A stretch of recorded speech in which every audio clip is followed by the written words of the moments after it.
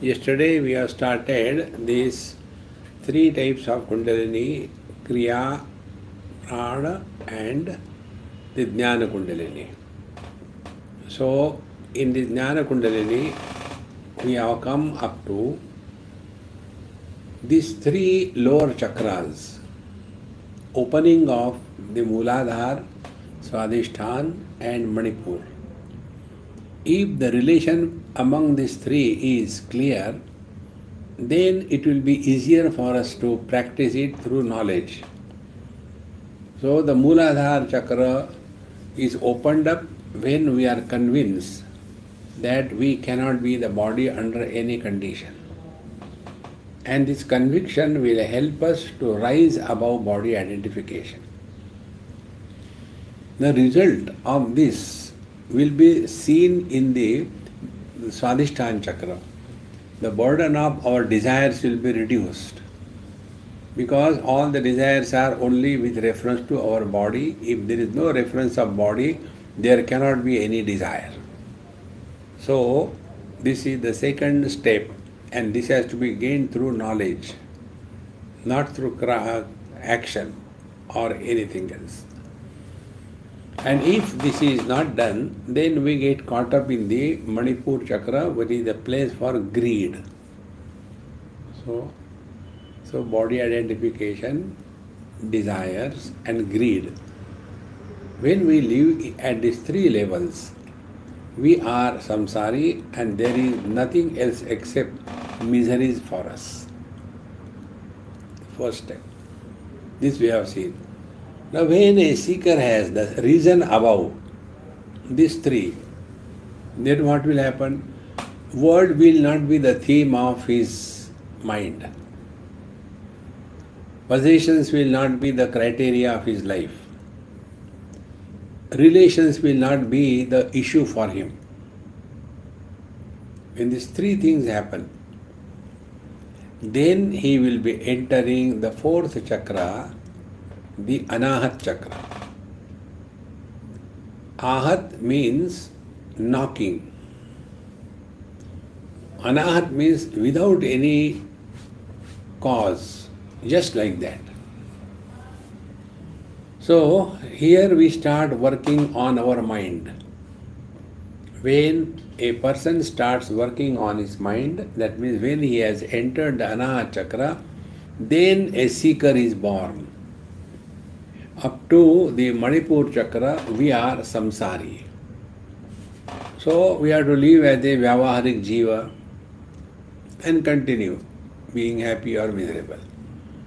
Then we come to the Vaasishtha Chakra at the heart.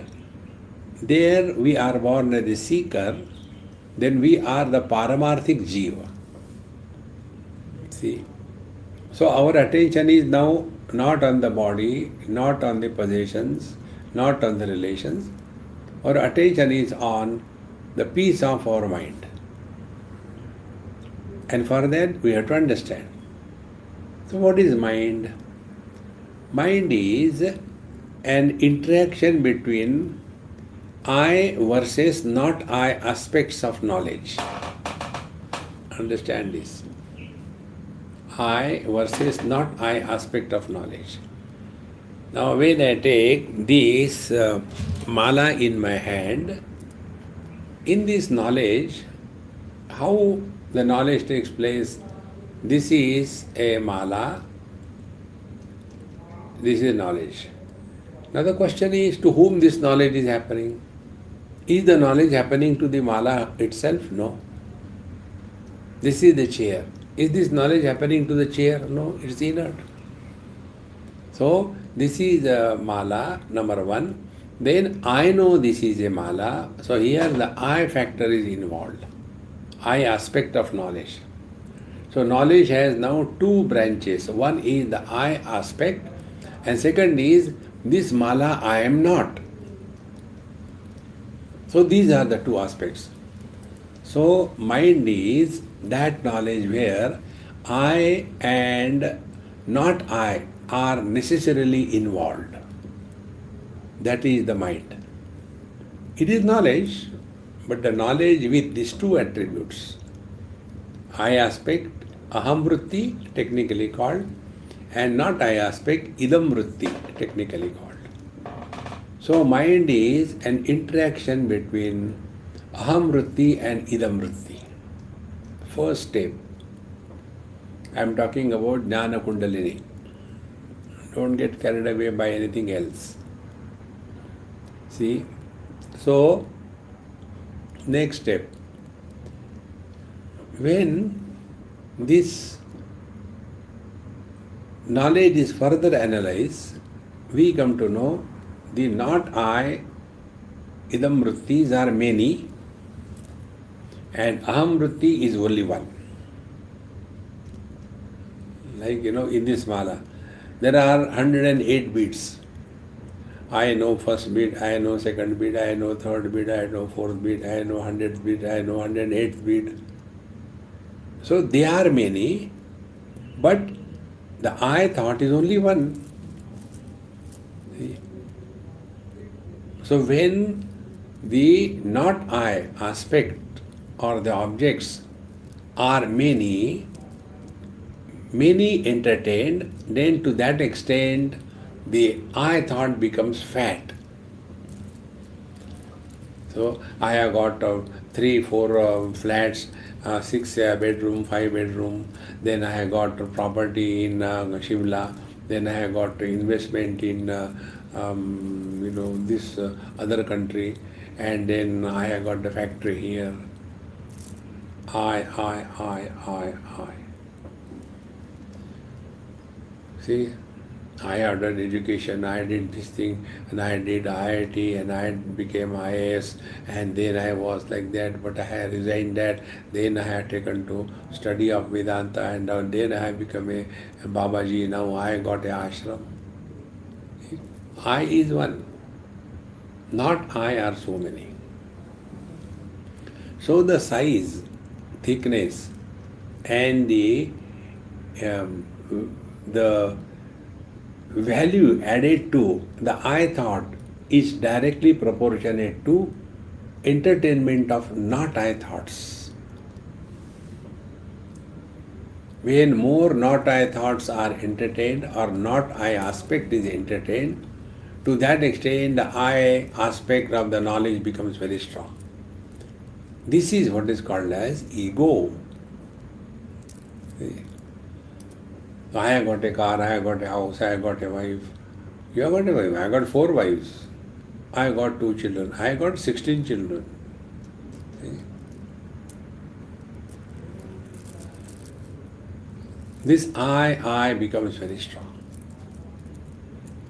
Now we have to work on I. Jnana Kundalini means working on the I thought. So we proper understanding go ahead. If we reduce entertainment of not I aspect in our life, that means we are satisfied with minimum things, not too many things. Then to that extent our I thought will become thinner. See? Like you have put on many clothes, so you look very fluffy. So as you start removing one by one, to that extent you become thin. So this I thought is clothed in the not I thoughts. So when we start entertaining minimum not I aspect, means what? The possessions and the relations, the past and the future. See? The here and there. In short, desha kala vastu, time, space and object. So when we start entertaining minimum objects in our life, we have very less thing to talk about. When we are involved minimum in the lives of others, which includes our children, which includes our relations. When we start reducing our involvement in the life of others, now to that extent our I thought will become thinner and thinner. Eh? Now, to the extent we drop our total past, we don't bring our past in the present, we don't talk about our past, we don't ask anybody about their past. See? To that extent, our I thought will become thin. See? And when this I thought becomes thin, there will be less desires in the mind, less thoughts in the mind. Each thought has got these two aspects. See, don't misunderstand that I thought is separate and not I thought is separate. No. See, if you look at my face, depending upon the angle that you are looking, now I am lifting my head so that the light is reflected on my glasses. Now you see there are two lights. One light is illuminating the general face, and the second light is a specific light. See? So the specific light is the I aspect of the knowledge, and the general light is the not I aspect of the knowledge. See? So whenever any thought is formed, in the womb of that thought there is an object. And in that thought, these two aspects happen. Mind is knowledge. With the object, it becomes a thought. Then in the thought, these two aspects come, not I aspect and I aspect. So when we are entertaining too many objects, too many thoughts, too many not I aspect, and only one I aspect, see, then what happens? When we have reduced the entertainment of the objective world, to that extent our mind remains calm and quiet. See, when the not I aspect is dropped,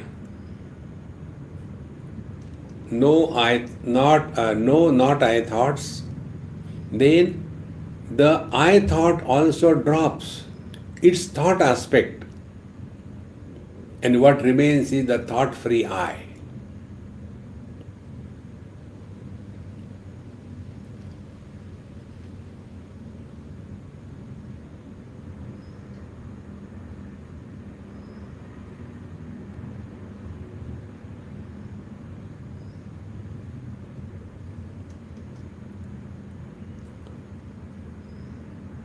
This thought-free I is going beyond the Anahat Chakra and coming to the Vishuddha Chakra. So Vishuddha Chakra, absolute, immaculate, pure. What is the secret of the Vishuddha Chakra? It is an experience of thought-free I.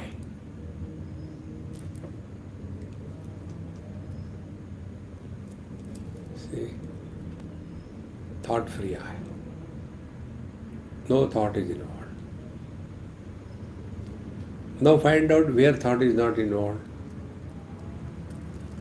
Thought is involved whenever we are associated with the objects, objectivity, then I become the knower. Knower of this, knower of that.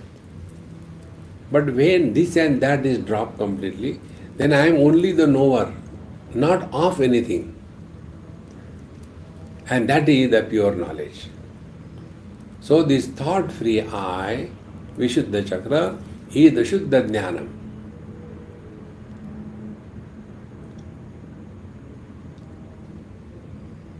Now, although expressing in the body, expressing as the Panchakoshas, yet untouched by these limitations.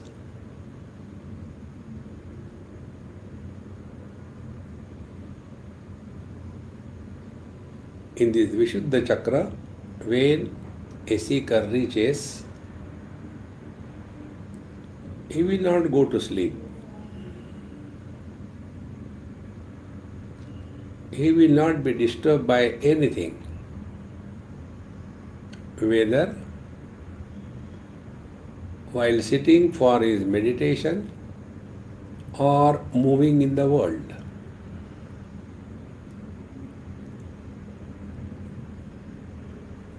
Because he has gone beyond the thought process. Now, what is the thought-free experience?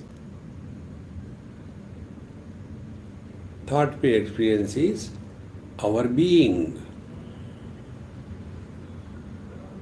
Thoughtful experience is our becoming.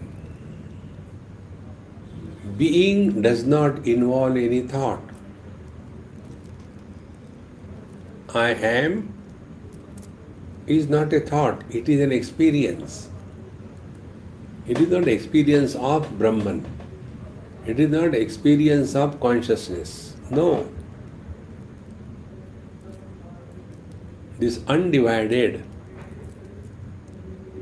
experience is the Atma Khyati or Vishuddha Chakra.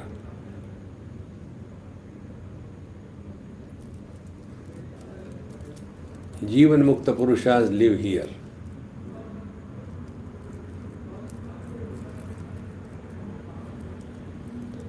Now, although they are expressing through the body, but they have transcended the limitations of the body.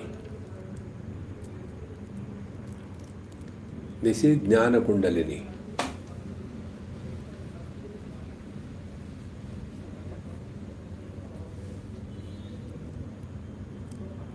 We have to ourselves understand this.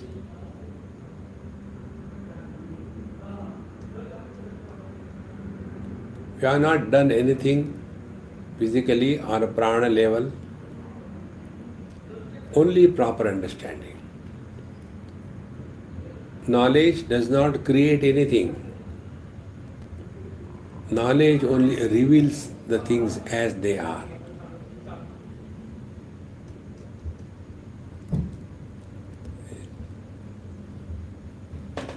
Therefore, when we come to this Vishuddha Chakra, and there we have to practice to remain, because the old habits die hard. Again we may fall back. I do 2 hours of meditation. No, I never take non-vegetarian. I am like that. No. Holier than thou. So if we have to firmly abide in this Vishuddha Chakra, we will have this mantra fulfilled in us. Dekho, suno, mat bolo. See, hear, no comments.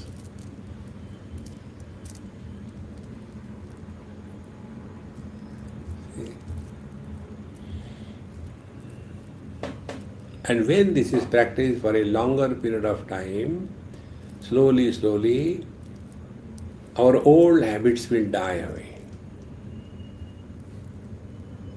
Habits die hard. And when these old habits die, then we migrate from the Vishuddha Chakra to Agya Chakra. Now we have reached the limit of Pancha Mahabhutas, their tanmatras, the organs of perception and action,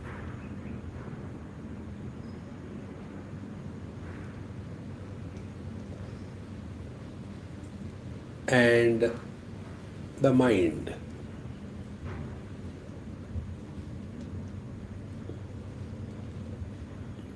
Then we have reached Agya Chakra.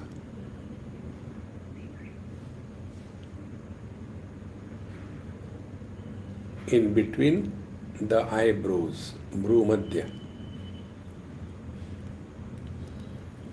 Now the last leap in the Jnana Kundalini is from the Ajna Chakra up to Sahasrara.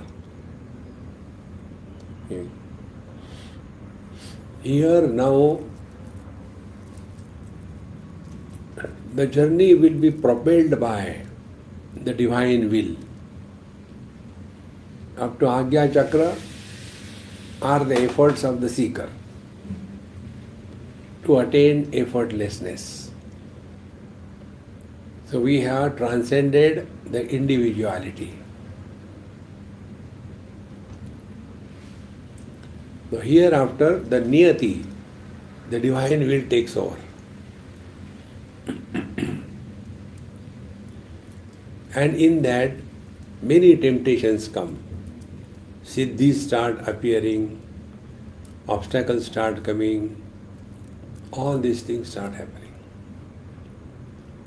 And when we stand to that, not get affected by any one of them, then ultimately this thought-free I merges in the absolute I.